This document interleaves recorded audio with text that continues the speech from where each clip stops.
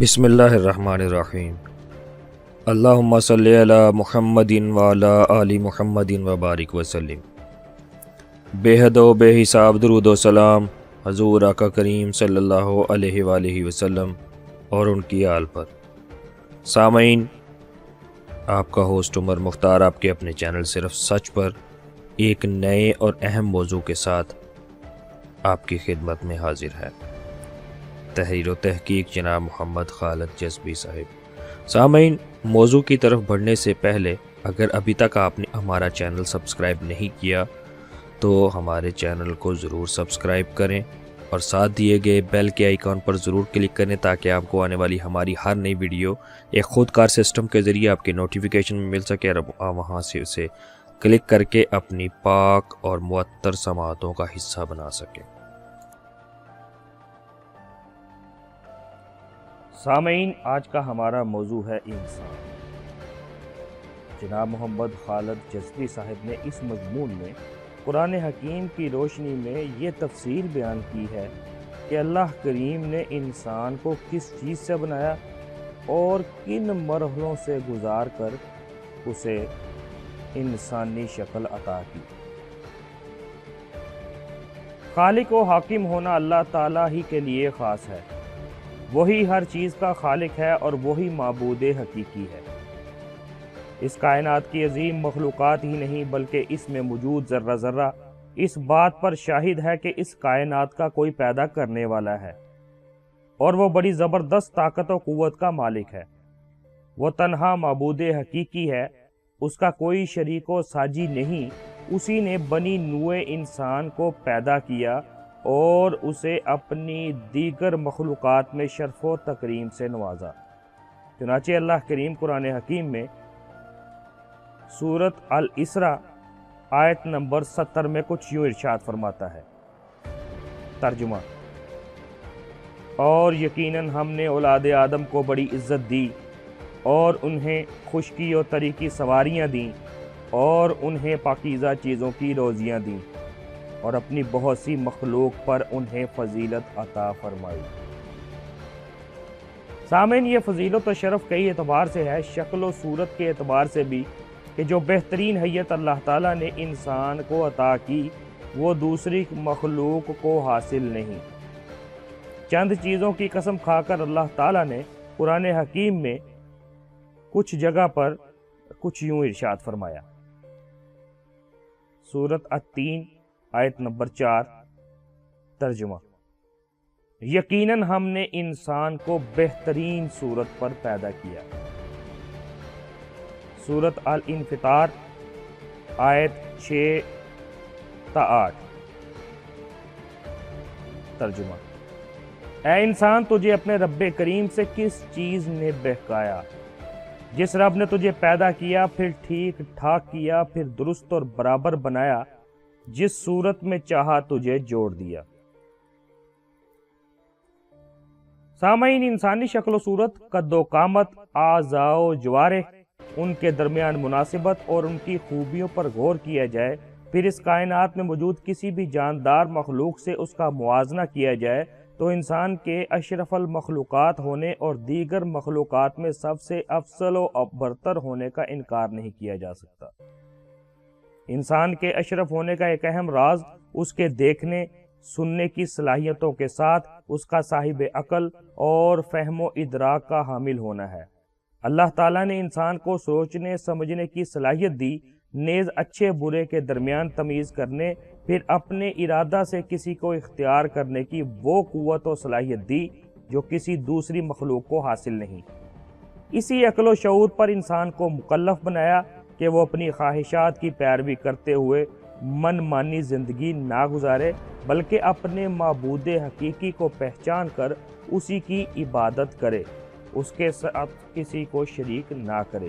چنانچہ اللہ کریم قرآن حکیم کی سورہ الزاریات آیت نمبر 56 میں کچھ یوں ارشاد فرماتا ہے۔ ترجمہ: اور میں نے جن و انس کو پیدا نہیں کیا مگر اس لیے کہ وہ صرف میری ہی عبادت کریں۔ انبیاء کرام کی رہنمائی کے ساتھ ساتھ اللہ کی مخلوقات میں غور و تدبر معرفت ربانی کے حصول کا اہم ذریعہ ہے۔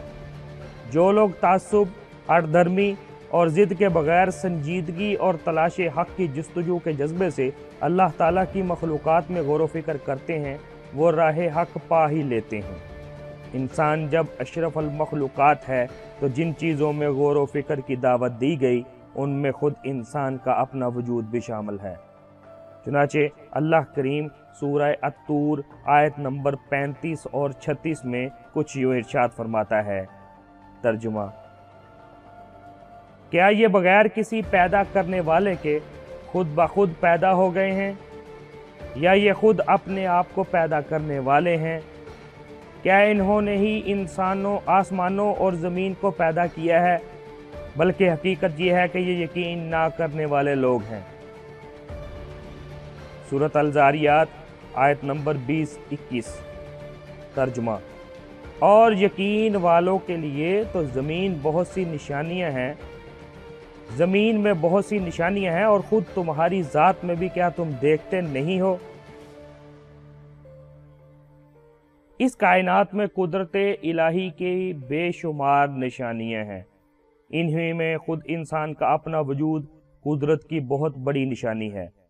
जो शख्स खुद अपने वजूद पर गौर व फिक्र करे वो यकीनन अपने खालिक और माबूद हकीकी की मारिफत हासिल कर सकता है।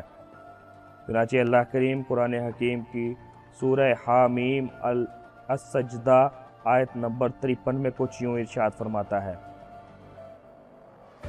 तर्जुमा, अनकरीब हम उन्हें अपनी निशानियां आफाक आलम में भी दिखाएंगे और ख़ुद उनकी अपनी ज़ात में भी, यहाँ तक कि उन पर वाज़े हो जाएगा कि हक़ यही है। क्या आपके रब का हर चीज़ से वाकिफ़ व आगाह होना काफ़ी नहीं? सामईन, आफाको अनफुस की आयात यानी निशानियों से मुराद कुदरत इलाही की वो निशानियां हैं जो गौर व फिक्र करने वालों को अपने वजूद और अपने वजूद से बाहर दुनिया की हर चीज़ में नज़र आती हैं, जिनसे अल्लाह ताला की वहदानियत और उसकी अज़मत का पता चलता है। आफाक किनारों को कहते हैं। ज़मीन व आसमान के एक किनारे से दूसरे किनारे तक कुदरत की बेशुमार निशानियां बिखरी पड़ी हैं। आयात अनफुस, इंसान के वजूद में कुदरत की निशानियों का दायरा भी बहुत वसी है। इंसान की पैदाइश, जिसमें इंसानी के आज़ाओ, ज्वारे, दिल व दिमाग जैसी नाजुक मशीनें और इनकी कारकर्दगी पर गौर किया जाए तो खालिक हकीकी की अजीम कुदरत पर इंसानी अकल हैरान रह जाए। तिब के मैदान में साइंस ने जो तरक्की की है वो आयात अनफुस की वाज़ेह मिसाल है। आफाको अनफुस की निशानियों का इंकशाफ चूँकि इंसान पर दफ़अतन नहीं होता बल्कि गौर व फिक्र के नतीजे में बतदरीज हक़ाइक़ से पर्दा उठता है, इसलिए आयात बाला में ये उसलूब इख्तियार किया गया कि हम अनकरीब अपनी निशानियाँ इन्हें आफाको अनफुस में दिखाएंगे। अलगर्ज़ कुरान में इंसान को कुदरत की जिन निशानियों पर खुसूसियत से गौर व फिक्र की दावत दी गई, इसमें खुद इंसान का अपना वजूद भी शामिल है। गौर व फिक्र की दावत देते हुए कायनात में वजूद कुदरत की चंद निशानियों का तज़किरा आया है। वहाँ इब्तदाए तख्लीक इंसान ही के जिक्र से है। चुनांचे अल्लाह करीम सूरह अर्रूम आयत नंबर 20 में कुछ यूँ इरशाद फरमाता है। तर्जुमा, और उसकी निशानियों में से ये है कि उसने तुमको मट्टी से पैदा किया, फिर अब इंसान बनकर चलते फिरते फैल रहे हो। सामईन, नादान इंसान मरने के बाद दोबारा उठाए जाने को नामुमकिन और महाल तसव्वुर करता है। अल्लाह ताला ने उसके जवाब में बारहा उसे याद दिलाया कि वो अपने आप को क्यों भूल जाता है। क्या एक वक्त ऐसा ना था? उसका कोई वजूद इस कायनात में ना था। हमने इसे वजूद बख्शा और अपनी कुदरत से ठीक ठाक दुरुस्त इंसान बनाया। तो जो परवरदिगार पहली मर्तबा वजूद बख्श सकता है और मादूम से मौजूद कर सकता है, उसके लिए दोबारा पैदा करना कौन सा मुश्किल काम है। चुनांचे अल्लाह करीम कुरान हकीम की सूरह मरियम आयत नंबर 66 और 67 में कुछ यूँ इरशाद फरमाता है। तर्जुमा, इंसान कहता है कि जब मैं मर जाऊंगा तो क्या फिर जिंदा करके निकाला जाऊंगा? क्या ये इंसान इतना भी याद नहीं रखता कि हमने उसे इससे पहले پیدا کیا حالانکہ وہ کچھ بھی نہ تھا۔ اسی طرح اللہ کریم قرآن حکیم کی سورہ الدہر آیت نمبر 1 تا 3 میں کچھ یوں ارشاد فرماتا ہے۔ ترجمہ: یقیناً انسان پر زمانے میں ایک ایسا وقت گزرا جبکہ یہ کوئی قابل ذکر چیز نہ تھا۔ بے شک ہم نے انسان کو ملے جلے نطفے سے امتحان کے لیے پیدا کیا اور اس کو سنتا دیکھتا بنایا۔ ہم نے اسے راہ دکھائی، اب خواہ وہ شکر گزار بنے خواہ نا شکرا۔ سامعین، اللہ ہی ساری کائنات کا اور مخلوقات میں سب سے اشرف مخلوق بنی نوع انسان کا خالق اور وہی معبود حقیقی ہے۔ اس کے سوا کوئی عبادت کے لائق نہیں۔ اس سے بڑی ناشکری اور کیا ہو سکتی ہے کہ انسان اپنے پیدا کرنے والے کو چھوڑ کر بے جان اور بے اختیار چیزوں کے آگے اپنا ماتھا ٹیکے۔ توحید اور عبادت رب کی دعوت دیتے ہوئے ساری انسانیت سے اللہ تعالیٰ قرآن حکیم میں کچھ یوں خطاب فرماتا ہے۔ سورہ البقرہ آیت نمبر 21۔ ترجمہ: اے لوگو، اپنے پروردگار کی ہی عبادت کرو جس نے تم کو پیدا کیا اور ان لوگوں کو بھی جو تم سے پہلے تھے، تاکہ تم پرہیزگار بن جاؤ۔ انسان کی تخلیق قدرت الہی کی عظیم نشانی ہے۔ چنانچہ جا بجا قرآن پاک میں انسان کو خود اپنی پیدائش اور اپنے وجود کی ابتدا و انتہا اور اس دوران پیش آنے والے مختلف احوال اور تبدیلیوں پر غور و فکر کی دعوت دی گئی۔ حضرت نوح علیہ السلام نے اپنی قوم سے واعظ و نصیحت کرتے ہوئے ارشاد فرمایا: تمہیں کیا ہو گیا ہے کہ تم اللہ کی برتری کا عقیدہ نہیں رکھتے، حالانکہ اس نے تمہیں طرح طرح سے پیدا کیا، یعنی رحم مادر میں نطفہ سے خون، خون سے گوشت کا لوتھڑا، پھر ہڈیوں کی بناوٹ وغیرہ مختلف ادوار سے گزار کر اس دنیا میں وجود بخشا۔ رحم مادر میں ہونے والی تبدیلی اور انسان کی تخلیق کا تذکرہ سورۃ المومنون آیت نمبر 12 تا 16 میں اس تفصیل کے ساتھ آیا ہے۔ ترجمہ: یقیناً ہم نے انسان کو مٹی کے جوہر سے پیدا کیا، پھر اسے نطفہ بنا کر محفوظ جگہ میں قرار دے دیا، یعنی رحم مادر میں، جہاں بچہ اس دنیا میں آنے سے پہلے 9 ماہ حفاظت سے رہتا اور پرورش پاتا ہے۔ پھر نطفہ کو ہم نے جمع ہوا خون بنا دیا، پھر اس خون کے لوتھڑے کو گوشت کا ٹکڑا کر دیا، پھر گوشت کے ٹکڑے کو ہڈیاں بنا دیں، پھر ہڈیوں کو ہم نے گوشت پہنا دیا، پھر دوسری بناوٹ میں اس کو پیدا کر دیا۔ برکتوں والا ہے وہ اللہ جو سب سے بہتر پیدا کرنے والا ہے۔ اس کے بعد پھر تم سب یقیناً مر جانے والے ہو، پھر قیامت کے دن بلا شبہ تم سب اٹھائے جاؤ گے۔ سامعین، دوسری بناوٹ سے مراد وہ خاص شکل و صورت ہے جو نو مولود رحم مادر میں 9 ماہ کے درمیان مختلف تبدیلیوں کے بعد اس دنیا میں لے کر آتا ہے، جسے قرآن میں دوسری جگہ احسن تقویم کہا گیا۔ یقیناً ہم نے انسان کو بہترین شکل و صورت میں پیدا کیا۔ سورہ التین۔ ظاہری اعتبار سے خوبصورت انسانی پیکر جہاں قدرت کی بڑی نشانی ہے، وہیں اس پیکر انسانی کی معنوی خوبیاں اور صلاحیتیں کچھ کم نہیں، جو صرف اور صرف اللہ ہی کی عطا کردہ ہیں، اور غور و فکر کرنے والے کے لیے اس میں قدرت کی بڑی نشانیاں ہیں۔ رحم مادر میں تخلیق انسانی کے مراحل کو ظاہر بین نگاہ اگر نہ سمجھ سکے تو اتنا تو ہر انسان جانتا ہے کہ اس کا وجود ایک قطرہ ناپاک ہی سے ہے، جو مرد و زن کے اختلاط کے بعد رحم مادر میں قرار پاتا ہے، پھر 9 ماہ بعد ایک بہترین شکل و صورت میں اس دنیا آب و گل میں وارد ہوتا ہے۔ تو کیا اس قطرہ آپ کو بہترین انسانی پیکر دینے والا اللہ کے سوا کوئی اور ہے؟ چنانچہ اللہ کریم قرآن حکیم سورہ الواقعہ آیت نمبر 58 اور 59 میں کچھ یوں ارشاد فرماتا ہے۔ ترجمہ: اچھا یہ تو بتلاؤ کہ جو منی تم ٹپکاتے ہو، کیا اس کا انسان تم بناتے ہو یا پیدا کرنے والے ہم ہی ہیں؟ سامعین، اوپر ذکر کردہ سورۃ المومنون کی آیت شریفہ میں تخلیق انسانی کے 7 دور ذکر کیے گئے۔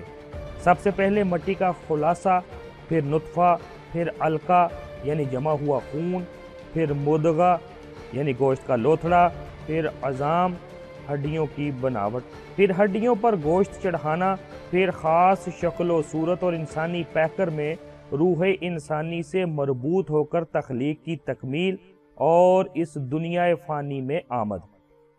ایک حدیث میں یہ حقیقت بیان ہوئی کہ رحم مادر میں ایک حالت سے دوسری حالت کی طرف منتقلی 40 دن میں ہوتی ہے۔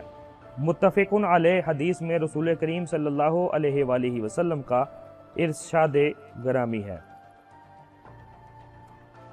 تم میں سے ہر ایک اپنی ماں کے پیٹ میں 40 دن نطفہ کی شکل میں رہتا ہے، پھر اتنی ہی مدت علقہ یعنی جمع ہوا خون، پھر اتنی ہی مدت مدغہ گوشت کا لوتھڑا، پھر اس کی طرف ایک فرشتہ بھیجا جاتا ہے جس میں روح پھونکتا ہے اور اسے 4 کلمات لکھنے کا حکم دیا جاتا ہے، یعنی اس کا رزق، اس کی عمر، اس کا عمل اور یہ کہ وہ بدبخت ہوگا یا نیک بخت۔ تخلیق انسان کا پہلا مرحلہ مٹی کا خلاصہ بیان کیا گیا، دوسرے درجے میں نطفہ، پھر اس نطفے میں مختلف تبدیلیاں ہوتی ہیں جو ظاہری نگاہوں سے اوجل رحم مادر میں ہوتی ہیں۔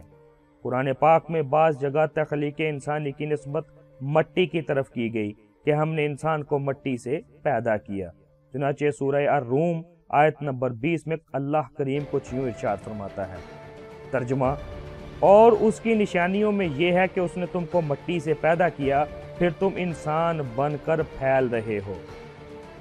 سورہ السجدہ آیت نمبر 7، ترجمہ، اس کے تخلیق انسانی کی ابتدا مٹی سے کی۔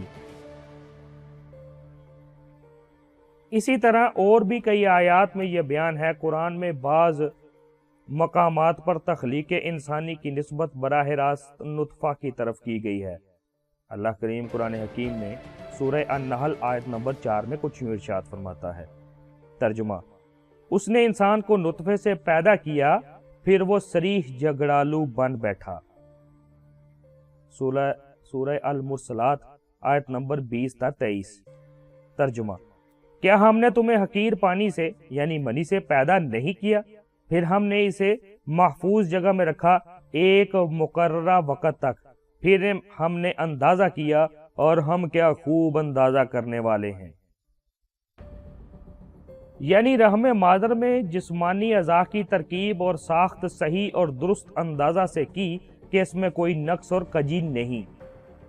سامعین، بادی النظر میں انسان کی اصل نطفہ یعنی اس حقیر پانی کا ایک قطرہ ہی ہے جو مرد و زن کے اختلاط سے خارج ہو کر تقدیر الہی سے ایک محفوظ جگہ رحم مادر میں قرار پاتا ہے۔ تخلیق انسانی کی نسبت مٹی کی طرف 2 اعتبار سے ہے۔ ایک تو اس لیے کہ ابو البشر حضرت آدم علیہ السلام کی تخلیق خالص مٹی سے ہوئی، جیسا کہ قرآن پاک میں کئی جگہ تخلیق آدم کا واقعہ بیان کرتے ہوئے یہ حقیقت واضح کی گئی۔ چنانچہ اللہ کریم قرآن حکیم میں سورہ صاد آیت نمبر 71 اور 72 میں کچھ یوں ارشاد فرماتا ہے، ترجمہ، وہ وقت یاد کرو جب کہ آپ کے رب نے فرشتوں سے ارشاد فرمایا کہ میں مٹی سے انسان کو پیدا کرنے والا ہوں، سو جب میں اسے ٹھیک ٹھاک کر لوں یعنی مٹی سے انسانی پیکر بنا لوں اور اس کے اجزاء درست کر لوں، پھر اس میں اپنی روح پھونک دوں تو تم سب اس کے سامنے سجدہ میں گر پڑو۔ اسی طرح اللہ کریم سورہ الحجر آیت نمبر 26 تا 29 میں کچھ یوں ارشاد فرماتا ہے، یقیناً ہم نے انسان کو کالی اور سڑی ہوئی کھنکھناتی مٹی سے پیدا کیا، اور اس سے پہلے جنات کو ہم نے لو والی آگ سے پیدا کیا، اور جب تیرے رب نے فرشتوں سے کہا کہ میں ایک انسان کو سڑی ہوئی کھنکھناتی مٹی سے پیدا کرنے والا ہوں، تو جب میں اسے پورا بنا چکوں اور اس میں اپنی روح پھونک دوں تو تم سب اس کے لیے سجدہ میں گر پڑنا۔ سامعین، مٹی سے آدم کی پیدائش کے بعد انہی سے ان کا جوڑا اماں حوا کو پیدا کیا گیا۔ حضرت عبداللہ بن عباس رضی اللہ تعالیٰ عنہ سے مروی ہے کہ حضرت حوا حضرت سے پیدا ہوئیں۔ احادیث میں رسول کریم صلی اللہ علیہ وآلہ وسلم کا یہ ارشاد گرامی منقول ہے کہ عورت بائیں پسلی سے پیدا کی گئی ہے، الغرض آدم و حوا کی پیدائش کے بعد مرد و زن کے اختلاط سے نسل انسانی کا سلسلہ جاری کر دیا گیا۔ چنانچہ سورہ النساء کی پہلی ہی آیت میں یہ حقیقت اس طرح بیان ہوئی۔ ترجمہ: اے لوگو، اپنے پروردگار سے ڈرو جس نے تمہیں ایک جان سے پیدا کیا اور اسی سے اس کی بیوی کو پیدا کیا اور پھر ان دونوں سے بہت سے مرد اور عورتیں پھیلا دیں۔ سامعین، سورۃ الاعراف آیت نمبر 189، سورۃ الزمر آیت نمبر 6 میں بھی اسی حقیقت کا بیان ہے۔ سورہ السجدہ آیت نمبر 7 اور 8 میں ارشاد ربانی ہے۔ ترجمہ: یعنی اللہ نے نہایت خوب بنائی جو چیز بھی بنائی، اور انسان کی بناوٹ مٹی سے شروع کی، پھر اس کی نسل ایک بے وقت پانی کے نچوڑ سے چلائی۔ سامعین، الغرض انسان کی پیدائش نطفہ سے بھی ہونے کے باوجود ابو البشر سیدنا آدم علیہ السلام کی پیدائش چونکہ مٹی سے ہوئی اور انہی سے نسل انسانی کا سلسلہ چلا، اس لیے ہر انسان کی پیدائش اپنی اصل اور ابتدا کے لحاظ سے مٹی ہی سے ہوئی۔ دوسرے اس اعتبار سے ہر انسان کی پیدائش مٹی سے ہے کہ نطفہ غذا سے بنتا ہے، بلکہ اسی کا نچوڑ اور خلاصہ ہے، اور انسان جو کچھ کھاتا پیتا ہے اس کی ساری غذا مٹی سے حاصل ہوتی ہے۔ اس طرح انسانی وجود کی بنیاد بننے والے قطرہ آب نطفہ کا مزید تجزیہ کیا جائے تو اس کی جڑیں مٹی ہی سے جا ملتی ہیں۔ اس لیے ہر انسان کی پیدائش میں اصل عنصر مٹی ہی کا ہے۔ اسی نسبت سے ہر انسان کی پیدائش مٹی سے ہوئی۔ اللہ تعالیٰ سورہ طٰہٰ آیت نمبر 55 میں کچھ یوں ارشاد فرماتا ہے۔ ترجمہ: اسی یعنی زمین سے ہم نے تمہیں پیدا کیا اور اسی میں پھر واپس لوٹائیں گے، اور اسی سے پھر دوبارہ تم سب کو نکال کھڑا کریں گے۔ سامعین، الغرض تخلیق انسانی کا پہلا مرحلہ مٹی کا خلاصہ اور جوہر ہے، اور دوسرا مرحلہ قطرہ آب یعنی نطفہ ہے۔